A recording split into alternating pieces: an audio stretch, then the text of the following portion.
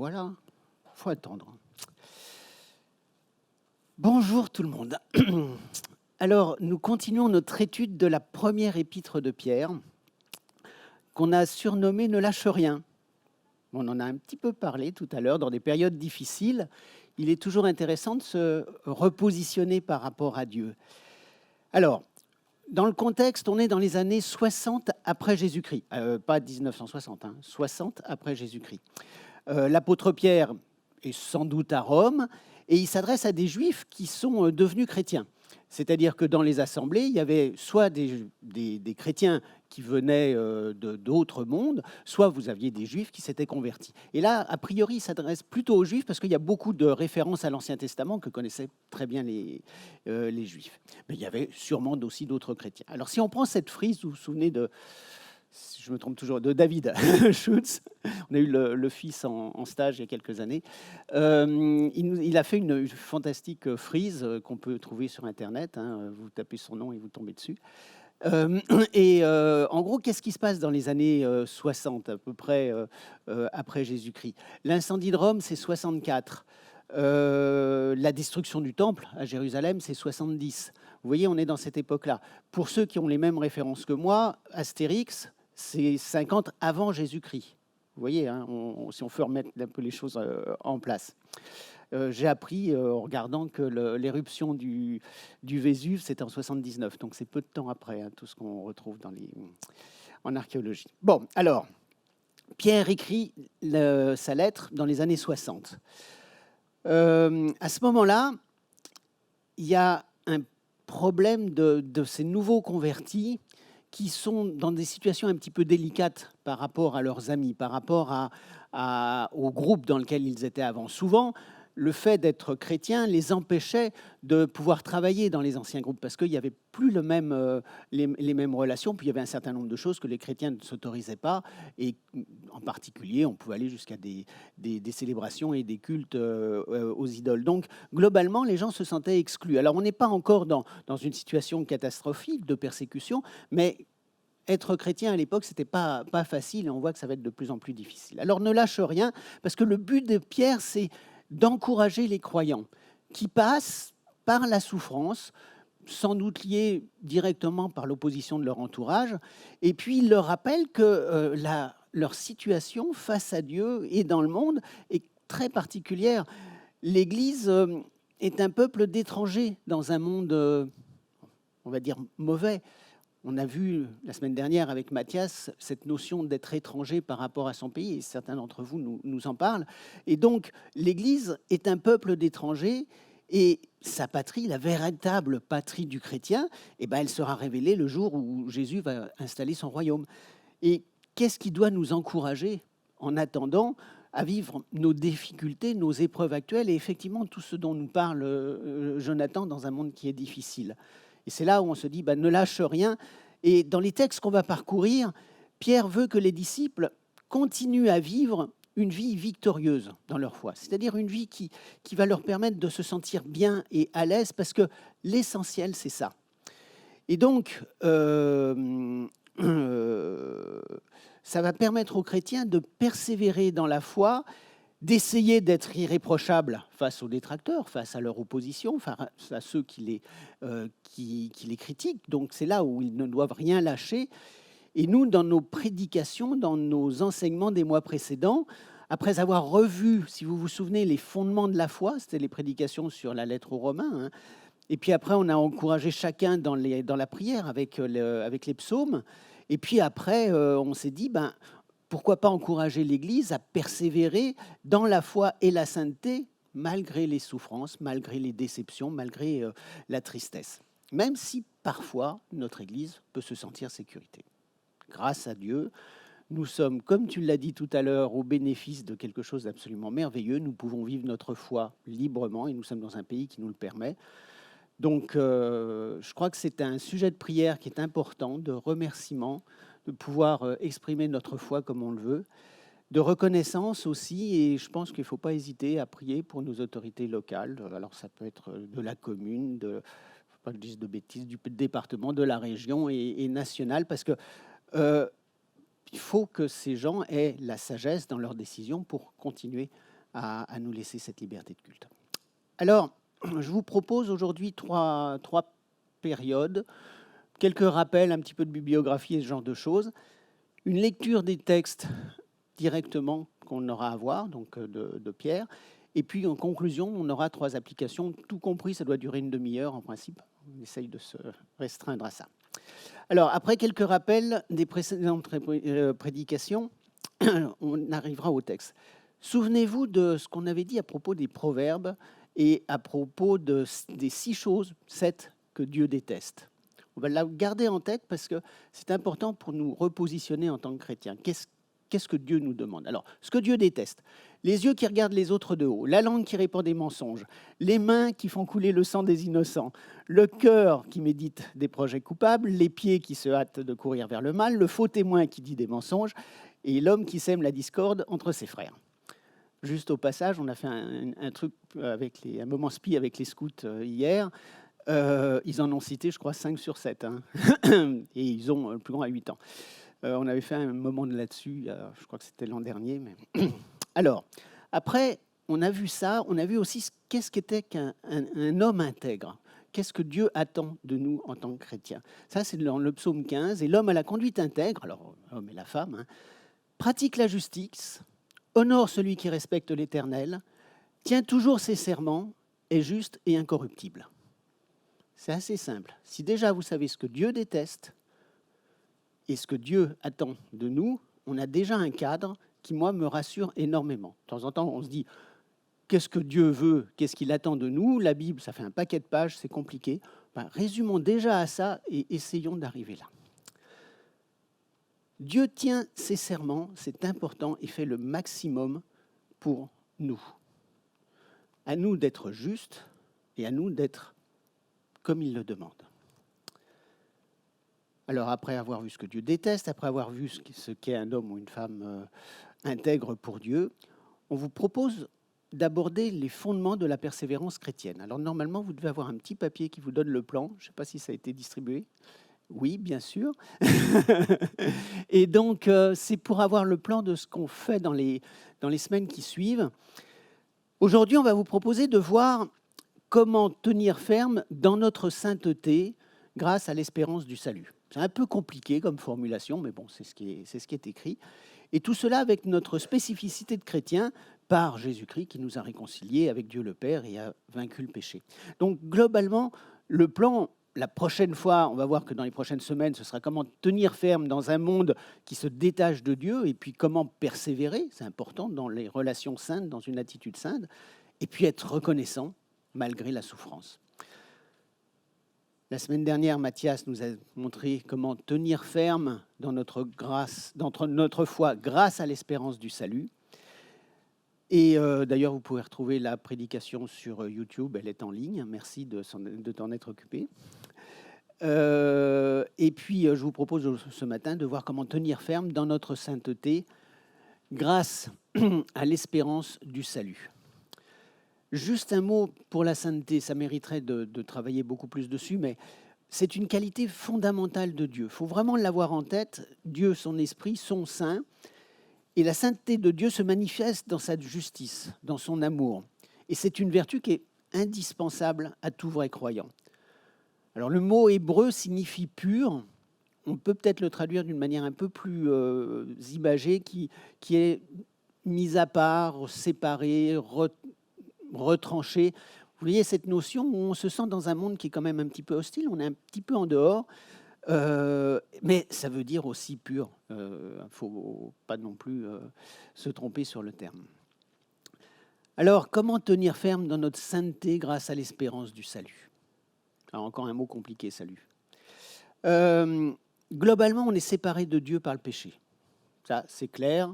Il faut vraiment l'avoir en tête. Si on n'a pas cette notion de péché, ça ne sert à rien d'aller plus loin parce qu'on ne voit pas pourquoi Jésus est mort pour nous et ressuscité. Mais, donc il faut vraiment avoir ça en tête, c'est que fondamentalement, l'homme est en révolte contre Dieu. Nous sommes opposés à Dieu et seule son intervention par amour a pu nous rétablir dans notre alliance avec lui. Et cette intervention, c'est celle de Jésus, Dieu fait homme, qui est mort à la croix à notre place, et puis qui est ressuscité à la croix, mais qui a définitivement vaincu le péché. Même si on est encore dans ce monde pécheur, l'acte de Jésus à la croix est fondamental et strict. Il a vaincu le péché. Donc il nous a rachetés et il nous a permis cette réconciliation avec Dieu pour qui le péché est en horreur. Et donc il nous a permis d'accéder à ce salut. Jésus est le Messie dont on a parlé dans l'Ancien Testament pendant des siècles, et il nous permet de rétablir cette relation initiale entre Dieu et l'homme. Ce n'est pas seulement un homme exceptionnel, ce n'est pas quelqu'un qui a fait des choses fantastiques, c'est Dieu qui est venu, c'est ce Messie qui a été annoncé par les prophètes et qui est venu nous offrir l'accès à Dieu et à son éternité, tout ça gratuitement par amour. Alors une fois qu'on a tout ça en tête, on va se dire que c'est une grâce, c'est un don gratuit de Dieu.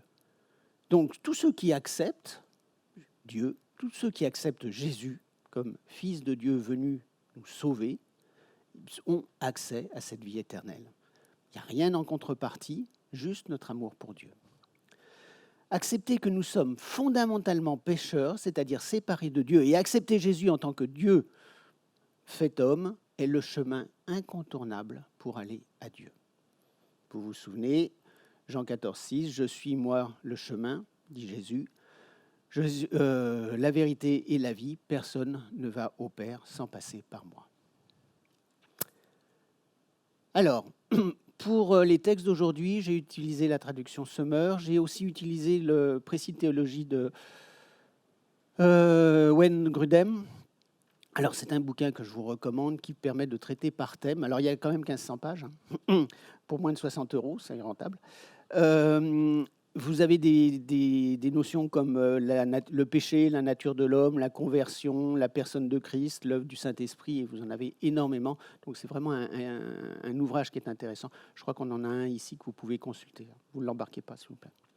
Et puis, je suis allé prendre des photos sur Internet, sur des sites normalement libres de droit. Alors, maintenant, on va lire le texte. Donc, 1 Pierre, c'est complètement à la fin de la Bible, hein. Donc c'est un peu avant l'Apocalypse. Il y a 1 Pierre, il y a 2 Pierre, 2 lettres de Pierre. Et puis là, on va commencer au début des chapitres, et vous avez dans ce qu'on vous a distribué l'ordre dans lequel on va le prendre. Alors, premier verset. « C'est pourquoi tenez votre esprit en éveil et ne vous laissez pas distraire. Mettez toute votre espérance dans la grâce qui vous sera accordée le jour où Jésus apparaîtra. » Tenez votre esprit en éveil. C'est une traduction qui explique bien l'esprit du verset. Il y a dans le texte une notion de se préparer pour agir.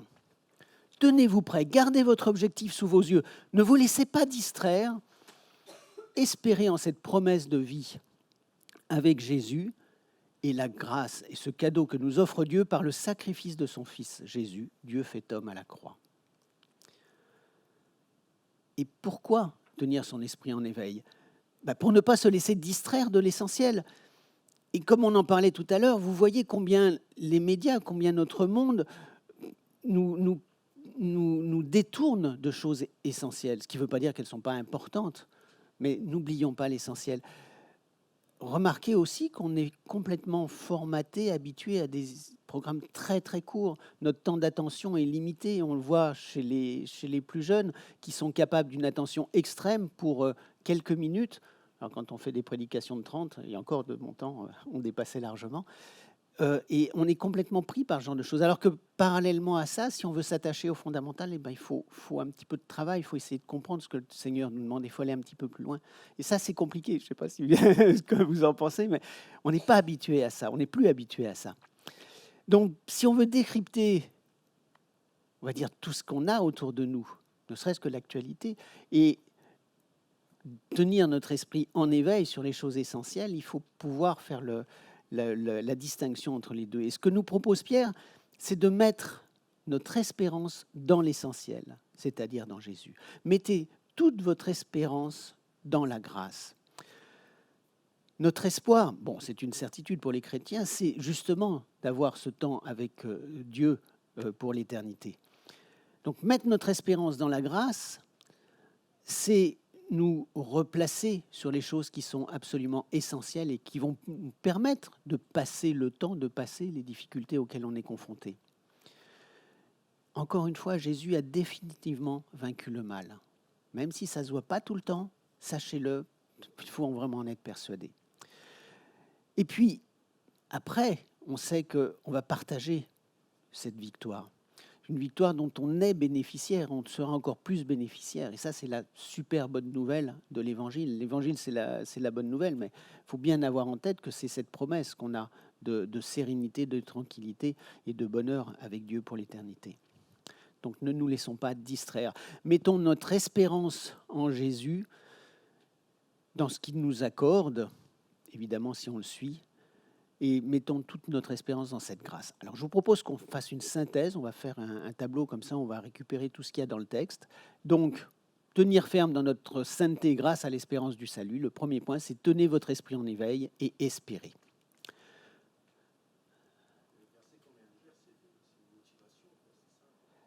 Donc, tenez votre esprit en éveil. Alors, moi, je dirais que c'est plutôt un ordre. On en reparlera si tu veux tout à l'heure, mais je crois que le Seigneur nous dit gentiment quelque chose qui est incontournable. C'est-à-dire que si on se laisse bercer, si on se laisse endormir, on va être dans une situation où on ne va pas réaliser où en est le péché. Prenez l'exemple de la grenouille dans l'eau tiède. Vous faites chauffer la marmite, elle va cuire et elle va mourir. Si vous la mettez tout de suite dans l'eau chaude, elle va se prendre un truc, elle va se barrer. Et ben, si vous avez ça en tête, vous vous dites attention de ne pas trop nous contenter de tout ce qui va bien et de vivre dans un monde qui ne s'appuie pas sur l'essentiel. On risque de faire comme la grenouille et de se laisser cuire tout bêtement dedans. Mais on en reparle si tu veux tout à l'heure. Alors maintenant, versets 14, 15 et 16. Comme des enfants obéissants, ne vous laissez plus diriger par les passions qui vous gouvernaient autrefois, au temps de votre ignorance. Au contraire, tout comme celui qui vous a appelé est saint, soyez saints dans tout votre comportement. Car voici ce que Dieu dit dans l'Écriture, soyez saints, car je suis saint. La sainteté de Dieu s'oppose à tout ce qui est mauvais. Puisque Dieu a le mal en horreur, le croyant doit respecter Dieu en fuyant le mal. Donc soyez obéissants à Dieu en abandonnant les habitudes qui ne sont pas conformes à sa justice, à sa bonté, à son amour ou bienfait dont nous profitons tout le temps. Donc on a vu tout à l'heure ce fait de tout simplement de manger à notre faim, d'avoir un toit pour dormir, d'être en plus ou moins bonne santé, mais de pouvoir avoir accès aux soins. Tout ça, c'est des grâces qui sont absolument énormes dans notre monde. Et encore une fois, on fait partie peut-être des 5 ou 10% des plus riches de la planète. Donc profitons de ça pour remercier le Seigneur et se tourner vers lui, plutôt que de se dire restons bêtement dans notre cocon et faisons comme la grenouille, nous laisser cuire doucement dans une eau tiède. Donc soyez saints, car je suis saint. Donc n'hésitez pas à prier Dieu et à prier Jésus. Et si vous ne vous sentez pas à l'aise là-dessus, c'est parfois compliqué de s'adresser directement à Dieu, eh bien n'hésitez pas à demander de l'aide. Alors vous pouvez demander de l'aide à Dieu, bien évidemment. C'est compliqué de lui dire « Seigneur, j'ai du mal à te prier, donc je voudrais que tu m'aides à te prier ». Ce n'est pas très logique dans notre tête. Mais allez voir les responsables de l'Église et puis demandez-leur avec qui vous pouvez apprendre à vous approcher du Seigneur et peut-être même aller jusqu'à travailler sur sa parole pour essayer de comprendre ce qu'il attend de nous. Alors, dans cette synthèse, pour tenir ferme dans notre sainteté grâce à l'espérance du salut, tenez votre esprit en éveil, espérez et soyez saints. Maintenant, versets 17-18. Dans vos prières, vous appelez Père celui qui juge impartialement tout homme selon ses actes. Par conséquent, pendant tout le temps qui vous reste à passer dans ce monde, manifestez par votre manière de vivre que vous le révérez. Vous avez été libérés de cette manière futile de vivre que vous ont transmise vos ancêtres, et vous savez à quel prix. Ce n'est pas par des biens qui se dévaluent comme l'argent et l'or. Manifestez par votre manière de vivre que vous le révérez. Si vous acceptez Jésus dans votre vie, ça doit se voir. Alors c'est facile, c'est pour ça qu'il y a les petits bonshommes là, avec des poutres dans leurs yeux qui rigolent sur celui qui a une paille. Mais donc je suis mal placé pour vous parler de ça, bien évidemment, mais il faut bien qu'il y ait quelqu'un qui l'aborde. Un chrétien qui fait n'importe quoi dans sa vie ne fait que montrer du mépris pour l'enseignement de Dieu, ne fait que montrer du mépris pour Dieu. C'est violent, mais il faut vraiment avoir ça en tête. Parfois, les circonstances nous entraînent dans des situations dont on n'est pas responsable ou qui sont difficiles. Et Jésus est justement venu pour nous permettre d'avoir ce lien direct avec Dieu et de pouvoir avancer tout de même. Mais c'est notre réaction face à l'épreuve qui sera notre témoignage. Et si vous avez accepté Jésus dans votre vie, ça doit se voir. Ne portez pas un masque, soyez clair vis-à-vis des gens. Vous savez, le masque, ça doit être, je crois que c'est en latin, je ne dis pas de bêtises, c'est persona, qui a fait la personne après. Hein, le mot a évolué vers la personne. Est-ce que vous êtes une personne avec un masque ou est-ce que vous êtes réel dans votre vie et que vous vivez effectivement votre foi et que vous montrez ce que vous êtes réellement à votre entourage? Donc, manifestez par votre manière de vivre que vous le révérez. Révérez, pardon. Versets 19, 20 et 21 de 1 Pierre, au premier chapitre. « Non, il a fallu que le Christ, tel un agneau pur et sans défaut, verse son sang précieux en sacrifice pour vous. » On s'arrête là juste une seconde. Vous vous souvenez peut-être que dans les sacrifices de l'Ancien Testament, et pendant toute la période jusqu'à l'arrivée de Jésus, il fallait qu'il y ait des sacrifices qui étaient véritablement indispensables pour rétablir le contact entre Dieu et l'homme. C'est un peu rapide comme explication, mais seul un animal pur et sans défaut pouvait être sacrifié. Tout comme Jésus, qui s'est sacrifié pour chacun d'entre nous en étant pur et sans défaut. Alors je reprends maintenant, depuis le début. Il a fallu que le Christ, tel un agneau pur et sans défaut, verse son sang précieux en sacrifice pour vous. Dès avant la création du monde, Dieu l'avait choisi pour cela et il a paru dans ces temps qui sont les derniers pour agir en votre faveur. Par lui, vous croyez en Dieu, qui l'a ressuscité des morts et lui a donné la gloire. Ainsi, votre foi et votre espérance sont tournées vers Dieu.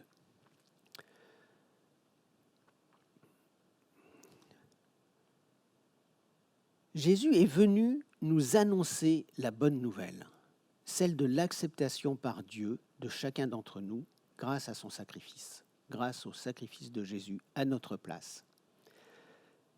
Donc, grâce à Jésus, notre foi est tournée vers Dieu. Grâce à Jésus, notre espérance est tournée vers Dieu. Et c'est une certitude puisque Jésus a vaincu le péché. Alors, si on refait une synthèse de tout ça, pour tenir ferme dans notre sainteté grâce à l'espérance du salut, tenez votre esprit en éveil, espérez, soyez saints, manifestez par votre manière de vivre que vous le révérez. Votre foi et votre espérance sont tournées vers Dieu. Verset 22-23, par votre obéissance à la vérité, vous avez été purifiés, vous avez purifié votre être afin d'aimer sincèrement vos frères. Aimez-vous donc ardemment les uns et les autres de tout votre cœur, car vous êtes nés à une vie nouvelle, non d'un homme mortel, mais d'une semence immortelle, la parole vivante et éternelle de Dieu. La vérité, c'est la parole de Dieu. Littéralement, la bonne nouvelle. Donc, obéissons à la parole de Dieu, suivons l'Évangile. Ça veut dire qu'il faut aussi travailler un petit peu, à approfondir ce que Dieu veut nous dire par la Bible, et puis par les discours et par la vie de Jésus. Vous noterez qu'il y a un donc. Puisque vous êtes purifiés, puisque vous obéissez à la vérité, alors aimez-vous les uns les autres. On peut le faire car Jésus est intervenu. Il est alors possible de dépasser notre égocentrisme, notre orgueil, je ne sais pas quoi d'autre, pour aimer son prochain. Quand c'est « aimez-vous ardemment les uns les autres », s'il le dit, c'est qu'il voit bien que c'est compliqué et qu'on ne le fait pas. Hein. Mais le donc, ça veut vraiment dire que c'est le suivi, c'est la suite normale de notre relation avec Dieu. C'est important, et c'est d'autant plus important qu'on voit que c'est compliqué et qu'on a du mal à faire ce genre de choses. Ça vous rappelle sans doute les différents commandements dont on parle dans Marc, par exemple, où quand on demande à Jésus qu'est-ce qui est important, il répond, voici le commandement le plus important, écoute Israël, le Seigneur est notre Dieu, il est le seul Dieu, et tu aimeras donc le Seigneur ton Dieu de tout ton cœur, de toute ton âme, de toute ta pensée, de toute ton énergie, et voici celui qui vient en second, tu aimeras ton prochain comme toi-même. Il n'y a pas de commandement plus important que cela. Vous vous souvenez, hein, c'est vraiment un point sur lequel Jésus lui-même insiste. Donc, pour tenir ferme dans notre sainteté, aimez-vous donc ardemment les uns les autres de tout votre cœur. Versets 24 et 25. Il est écrit, tout homme est comme l'herbe des prés, toute gloire humaine comme la fleur des champs. L'herbe sèche et sa fleur tombe, mais la parole du Seigneur demeure éternellement. Or, cette parole, c'est la bonne nouvelle qui vous a été annoncée. On avait déjà cité le prophète Ésaïe la semaine dernière. Souvenez-vous, il vit environ 740 ans avant Jésus-Christ, donc c'est très, très, très avant. Et dans les prophéties, il annonce très clairement Jésus. Alors, tout l'Ancien Testament annonce Jésus. Il faut parfois, la première fois qu'on m'a dit ça, je me suis dit, oh là là, ça va être compliqué à montrer. Et effectivement, quand on regarde, l'Ancien Testament nous annonce Jésus très clairement. Et là, on a des prophéties qui, 740 ans avant Jésus, nous parlent de lui et nous l'annoncent. Et là, on est dans Ésaïe, dans le chapitre 40, la parole du Seigneur demeure éternellement. Tout homme est comme l'herbe des prés, toute gloire humaine comme la fleur des champs, l'herbe sèche et sa fleur tombe, mais la parole du Seigneur demeure éternellement. Donc on va garder ça aussi dans notre synthèse. Après, aimez-vous donc ardemment les uns les autres, de tout votre cœur, la parole du Seigneur demeure éternellement, et cette parole est la bonne nouvelle qui vous a été annoncée. Chapitre 2, versets 1, 2, 3. Rejetez donc toutes les formes de méchanceté et de ruse, l'hypocrisie, la jalousie et toute médisance. Comme des enfants nouveau-nés, désirez ardemment le lait pur de la parole afin qu'il vous fasse grandir en vue du salut, puisque comme dit l'Écriture, vous avez goûté combien le Seigneur est bon. Rejetez donc toutes les formes de méchanceté et de ruse, l'hypocrisie, la jalousie et toute médisance. On va rajouter ça à notre liste, à notre synthèse, et on va remarquer que, encore une fois, le donc apparaît. Ça fait partie des choses qui sont logiques à partir du moment où on va avec le Seigneur. Il y a un certain nombre d'incidences. Aimez-vous donc ardemment les uns les autres de tout votre cœur. Rejetez donc toutes les formes de méchanceté, de ruse, l'hypocrisie, la jalousie et toute médisance. On s'était dit, donner comme exercice de faire une sorte de synthèse des textes qu'on avait à étudier. Et ça c'est un truc, c'est moi, hein, c'est complètement critiquable, mais c'est ce qui m'a semblé intéressant à voir, c'est-à-dire le texte là qu'on a à étudier. S'il fallait le résumer en une phrase, je mettrais ça. Peut-être que vous pourrez trouver d'autres idées.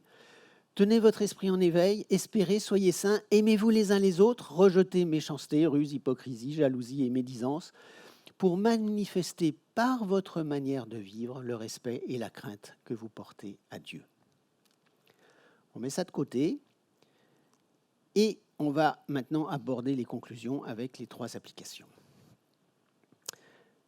Tenez ferme dans notre sainteté grâce à l'espérance du salut. Première chose, soyons vigilants, ayons l'esprit en alerte pour affronter notre société et même une sorte de vide qu'elle peut nous imposer. Tu es une créature de Dieu, tu es une créature extraordinaire, alors ne nous laissons pas intimider par la crainte de chuter, de ne pas être à la hauteur. Ne nous laissons pas intimider par la crainte de nous laisser aspirer par l'abîme de notre désespoir. Jésus est là, il a vaincu le péché, et si nous l'acceptons sincèrement comme étant le seul à nous permettre d'échapper à notre état fondamental de pécheur, alors nous n'avons plus à craindre notre chute. Dans un monde difficile, ne nous laissons pas embarquer par notre désespoir. Jésus est là. Tenir ferme dans notre sainteté grâce à l'espérance du salut. Première application, ne nous laissons pas intimider par notre crainte de nous laisser aspirer par l'abîme de notre désespoir. Deuxième application. On a déjà parlé des 3 tamis de Socrate. Vous vous souvenez, hein, il y a un maillage. Hein, dans les tamis, c'est une passoire. Hein, et puis, plus le maillage est fin, moins il y a de choses qui passent.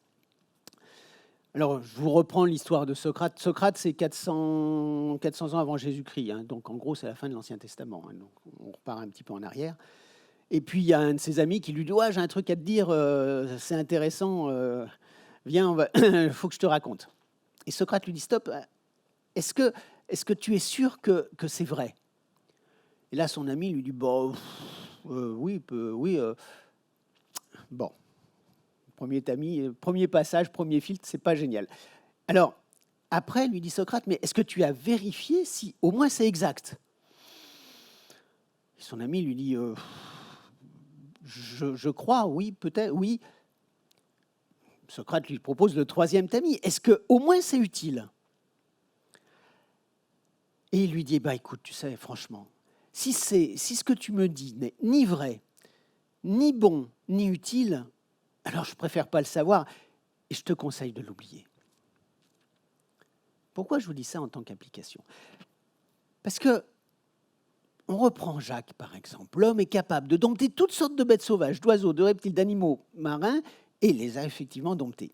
Mais la langue, aucun homme ne peut la dompter. C'est vrai aussi pour les femmes. C'est un fléau impossible à maîtriser. Elle est pleine d'un venin mortel. Attention à nos paroles qui peuvent blesser, qui peuvent choquer, qui peuvent détruire. Ne soyons pas acteurs de fausses rumeurs, de ces propagations de fausses rumeurs. Que nos paroles soient remplies de bonté. Facile à dire. Hein. Quant aux autres, est-ce qu'il est utile d'en parler? Deuxième application, que nos paroles soient remplies de bonté. La première application, c'est ne nous laissons pas intimider par notre crainte, de nous laisser aspirer par l'abîme de notre désespoir.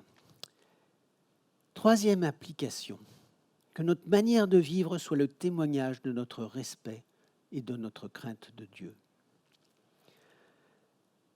Rejetons méchanceté, ruse, hypocrisie, jalousie, médisance. Dieu nous aime, alors allons jusqu'au bout de notre connaissance. Faisons-en notre modèle. On n'y arrivera pas. La barre est bien trop haute, mais Jésus est là pour nous aider et nous permettre d'y accéder. Et n'oublions pas que dans l'éternité, nous serons dans une situation qui est différente. Mais en tout cas, si on veut tenir ferme dans notre sainteté grâce à l'espérance du salut, il y a un certain nombre de choses à rejeter. Il y a des attitudes à avoir. Il faut être clair que la méchanceté, la ruse, l'hypocrisie, la jalousie, la médisance sont des choses qu'il faut essayer de supprimer. Troisième application, notre témoignage passe par notre exemplarité. Manifestons par notre manière de vivre le respect et la crainte que nous portons à Dieu. C'est plein de bonnes choses. C'est toujours très délicat de dire il faut faire des choses et puis moi-même, j'y arrive pas. Hein. Mais c'est le texte qui nous dit ça et qui nous apporte ce genre d'informations. Alors, pour tenir ferme dans notre sainteté grâce à l'espérance du salut, ne nous laissons pas intimider par la crainte du désespoir. Que nos paroles soient remplies de bonté, soyons exemplaires. On ne sera jamais parfait dans cette vie terrestre. Souvenez-vous, Job était apprécié de Dieu parce qu'il était intègre et droit, qu'il révérait le Seigneur. Et juste, il est marqué dans la Bible qu'il évitait de faire le mal. Dieu ne nous demande pas d'être parfait, on sait très bien qu'on ne l'est pas. Mais essayons d'être l'homme ou la femme intègre dont nous avons parlé tout à l'heure, celui qui fuit ce que Dieu déteste et refuse ou évite de faire le mal. Donc tenez votre esprit en éveil, soyez saints, aimez-vous les uns les autres, rejetez méchanceté, ruse, hypocrisie, jalousie, médisance, pour manifester par votre manière de vivre le respect et la crainte que vous portez à Dieu. Sois l'exemple que tu recherches dans les autres. Sois l'exemple que tu aimerais avoir autour de toi. Ne lâche rien. Sois l'exemple que tu recherches dans les autres, sois l'exemple que tu aimerais avoir autour de toi. Je vous propose de se prendre une minute pour prier ou pour réfléchir comment on peut appliquer ça dans notre vie, dans la semaine. Demandons à Dieu, par exemple, de nous accompagner cette semaine pour essayer de mettre en pratique toutes nos bonnes intentions. Puis je terminerai par une courte prière.